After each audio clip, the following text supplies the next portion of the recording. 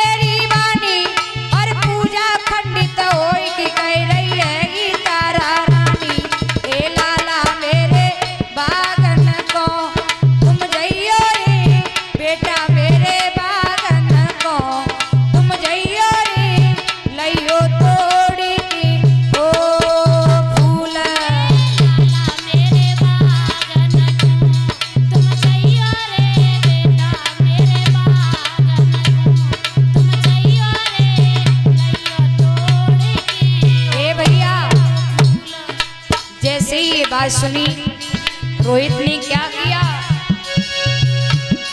अरे लई तो छबरिया है ललानी, लई तो छबरिया है लला, जब पहुंचो बाग में हो जाए।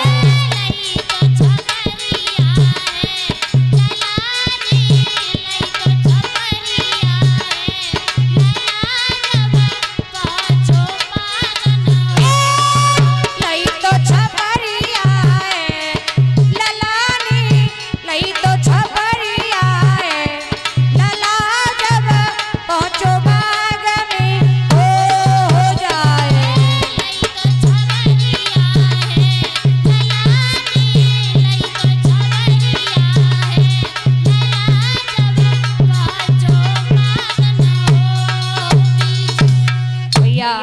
रोहितास ने हाथ में सुपरिया लई, बाग में पहुंचा, रोस रोस पर हाथ डालता जा रहा है। ओ मैया, इधर विश्वामित्र जी ने क्या किया, एक सर्प को रूप बनाओ, एक पुष्प के नीचे प्यारे पुष्प में फुसकार मार के उसकी दोगुनी सुंदरता बढ़ा देते हैं, उसी के नीचे सूक्ष्म रूप लेकर बैठ जाते हैं।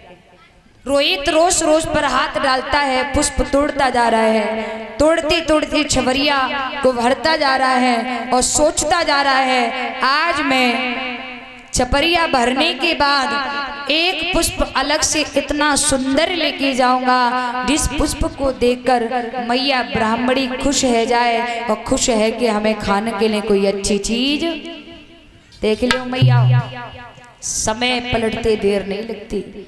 जिस बच्चे की एक अंगुली घूमने पर हजारों नौकर भृंगी की तरह नाचा करते थे, वही लाला सोच रहा है कि आज एक पुष्प अलग से इतना सुंदर लेके जाऊंगा जिस पुष्प को देखकर भैया ब्राह्मणी खुश है कि हमें खाने के लिए कोई अच्छी चीज दे दे।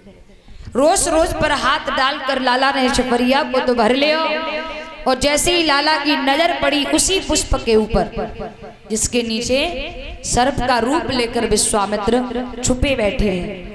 लाला को नहीं मालूम था कि इसमें काल है, और जैसे ही रोहित ने पुष्प को देखा मन में हर्षित आया, और आगे बढ़ के जैसे ही लाला ने पुष्प की ओर हाथ किया, तैसे ही विश्वामित्र ने लाला की उंगली में डस खाया। हाय माँ, बचाओ माँ, कहाँ हो माँ, कहता हुआ रोहित जमीन पर पछाड़ खा के गिर गया। भैया इधर विश्वामित्र जी ने क्या किया प्यारे, इधर विश्वामित्र जी ने क्या किया, साधु का रूप बनाया और सारी काशी नगरी में आवाज लगा दी, काशी के लोगों किसी माँ का बेटा बाग में पुष्प लेने गया, उसे किसी काले नाग ने डस लिया है। जिस किसी माँ का बेटा हो वो जाकर के बच्चे को उठा लाए, क्योंकि बच्चे की अंतिम श्वासें चल रही है। और मैया जैसी आवाज मैया तारा के कानन में पड़ी, मैया तारा दौड़ के ब्राह्मणी के पास आई, रोई की बोली, मैया मेरे लाला बाग में फूल लेने गयो, भाई का काले नाग ने डस ले हो, मैया मैं चली जाऊं। ब्राह्मणी बोली, तूने बर्तन साफ कर दिए? मैया रोती जा रही है, बर्तन साफ करती जा रही है। बर्तन साफ करने के बाद दौड़ कर पहुंची, मैया अब मैं चली जाऊं। ब्राह्मणी बोली, तूने झाड़ू लगा दिया? ऐसी मेरी माताओं, ऐसी कौन सी माँ होगी जिस माँ के बच्चे की अंतिम श्वास ही चल रही हो और वो माँ आंगन में झाड़ू लगा रही हो।